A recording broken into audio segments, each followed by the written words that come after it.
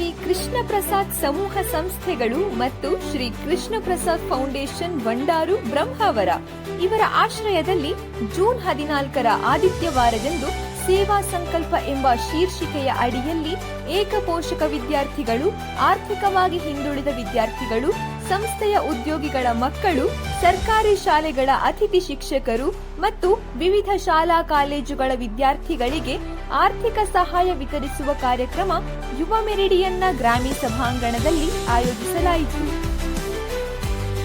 ಕಾರ್ಯಕ್ರಮವನ್ನು ಉಡುಪಿ ಚಿಕ್ಕಮಗಳೂರು ಲೋಕಸಭಾ ಕ್ಷೇತ್ರದ ಸದಸ್ಯರಾದ ಶ್ರೀ ಕೋಟಾ ಶ್ರೀನಿವಾಸ್ ಪೂಜಾರಿ ಅವರು ಉದ್ಘಾಟಿಸಿ ಮಾತನಾಡಿದರು. ಒಂದು ಕಾಲದಲ್ಲಿ ಶಿಕ್ಷಣ ಅನ್ನೋದು ಸೀಮಿತ ಸಂಖ್ಯೆ ಜನರಿಗಷ್ಟೇ ಇತ್ತು. ಆದರೆ ಇವತ್ತು ಕಾಲಘಟ್ಟ ಬದಲಾಗಿದೆ. ನಾನು ಸಣ್ಣವನಿದ್ದಾಗ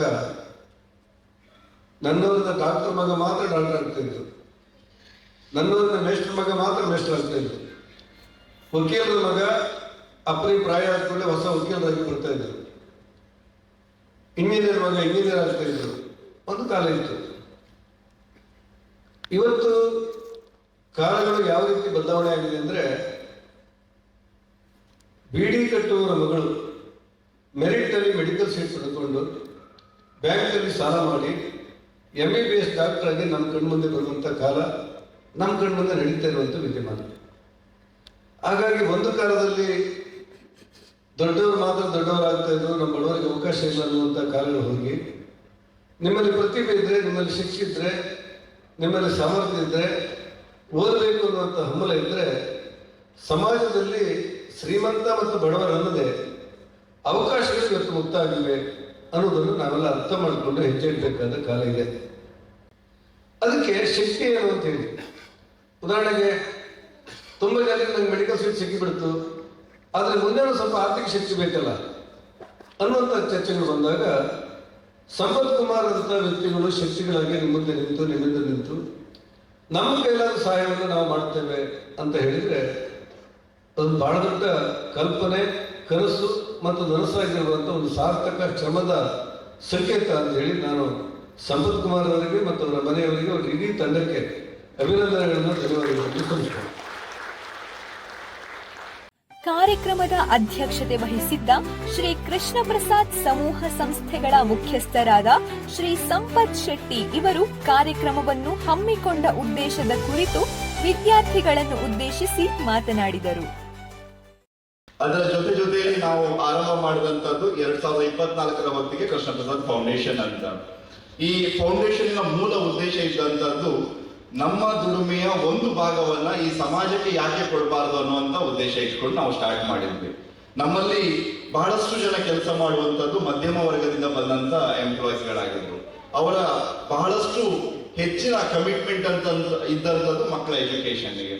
ಹಾಗಾಗಿ ಮೇಜರ್ ಆಗಿ ನಾನು ಎಜುಕೇಶನ್ ಕ್ಷೇತ್ರವನ್ನು ಆಯ್ಕೆ ಮಾಡಿಕೊಂಡೆ. ನನ್ನ ಅಷ್ಟು ಡೊನೇಷನ್ 80% ಅನ್ನುವಂಥದ್ದು ಬಡ ಮಕ್ಕಳ ವಿದ್ಯಾಭ್ಯಾಸಕ್ಕೆ, ಅವರ ಕನಸಿಗೆ ಜೀವ ಕೊಡುವ ಕಾರ್ಯಕ್ರಮ ಅದಕ್ಕೆ ವಿನಿಯೋಗ ಆಗ್ಬೇಕು ಅನ್ನುವಂಥ ಉದ್ದೇಶ ಇಟ್ಕೊಂಡು ಫೌಂಡೇಶನ್ ಮುಖಾಂತರ ಇವತ್ತು ಈ ಕಾರ್ಯಕ್ರಮವನ್ನು ಮುಂದುವರಿಸ್ಕೊಂಡು ಬರ್ತಾ ಇದ್ದೀವಿ. ಅತ್ಯಂತ ಬಡತನದಿಂದ ಒಂದು ಮಗು ಬಂದು ಓದಿ ಆ ಮಗು ಸಮಾಜಕ್ಕೆ ಬಂತು ಅಂತಾದ್ರೆ ಆ ಮಗು ಖಂಡಿತವಾಗ್ಲೂ ದಾರಿ ತಪ್ಪುವಂತ ಸಂದರ್ಭಗಳು ಬರೋದಿಲ್ಲ. ಯಾವಾಗಲೂ ಅದು ಮಗು ಒಳ್ಳೆ ದಾರಿಯಲ್ಲೇ ನಡೀತದೆ ಅಂತ ಹೇಳಿ, ಯಾಕಂದ್ರೆ ಬಡತನ ಅನ್ನುವಂಥದ್ದು ಒಂದು ಶಿಸ್ತಿನ ದಾರಿಯನ್ನು ಯಾವಾಗಲೂ ಹೇಳ್ಕೊಡುತ್ತೆ. ಹಾಗಾಗಿ ಪ್ರತಿಭಾವಂತ ಬಡ ವಿದ್ಯಾರ್ಥಿಗಳ ಕನಸಿಗೆ ನಾವು ಮುನ್ನುಡಿ ಬರಿಬೇಕು ಅನ್ನೋ ಉದ್ದೇಶ ಇಟ್ಕೊಂಡು ಇವತ್ತು ಈ ಕಾರ್ಯಕ್ರಮನ ನಾವು ನಡೆಸ್ಕೊಂಡು ಹೋಗ್ತಾ ಇದ್ದೀವಿ.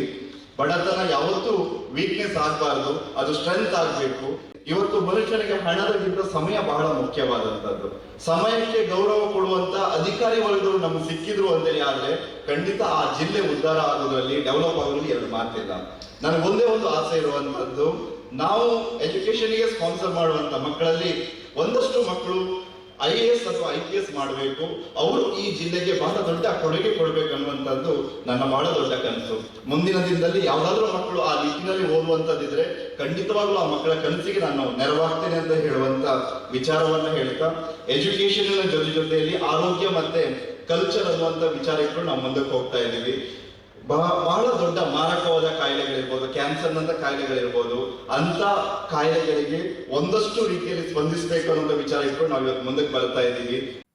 ಸಮಾಜದ ಋಣ ತೀರಿಸುವುದು ಪ್ರತಿಯೊಬ್ಬ ನಾಗರಿಕನ ಕರ್ತವ್ಯ ಎಂಬ ತತ್ವವನ್ನು ಜೀವನ ಮೌಲ್ಯವಾಗಿ ಅಳವಡಿಸಿಕೊಂಡಿರುವ ಶ್ರೀ ಕೃಷ್ಣ ಪ್ರಸಾದ್ ಗ್ರೂಪ್ ಆಫ್ ಇಂಡಸ್ಟ್ರೀಸ್ನ ಅಧ್ಯಕ್ಷರಾದ ಶ್ರೀ ಸಂಪತ್ ಶೆಟ್ಟಿ ಅವರ ನೇತೃತ್ವದಲ್ಲಿ ಸಂಸ್ಥೆಯು ಉದ್ಯಮ ಯಶಸ್ಸಿನೊಂದಿಗೆ ಸಮಾಜಮುಖಿ ಕಾರ್ಯಗಳಲ್ಲಿಯೂ ಸಕ್ರಿಯವಾಗಿ ತೊಡಗಿಕೊಂಡಿದೆ. ಡಾಕ್ಟರ್ ಬಿಬಿ ಹೆಗ್ಡೆ ಕಾಲೇಜು ಸೇರಿದಂತೆ ಇನ್ನೂ ಹಲವು ಸರ್ಕಾರಿ ಶಾಲೆಗಳಿಗೆ ಕಂಪ್ಯೂಟರ್ ವಿತರಣೆ, ಬಡ ಕುಟುಂಬದ 5 ವಿದ್ಯಾರ್ಥಿಗಳ ದತ್ತು ಸ್ವೀಕಾರ, ಏಕಪೋಷಕ ಮತ್ತು ಆರ್ಥಿಕವಾಗಿ ಹಿಂದುಳಿದ 19 ವಿದ್ಯಾರ್ಥಿಗಳ ವಿದ್ಯಾಭ್ಯಾಸದ ನೆರವಿಗೆ ವಿದ್ಯಾರ್ಥಿ ವೇತನ, ಅತಿಥಿ ಶಿಕ್ಷಕರ ವೇತನ, ಸಂಸ್ಥೆಯ ಉದ್ಯೋಗಿಗಳ ಮಕ್ಕಳ ಶಿಕ್ಷಣಕ್ಕೆ ಆರ್ಥಿಕ ನೆರವು ವಿತರಿಸಲಾಯಿತು.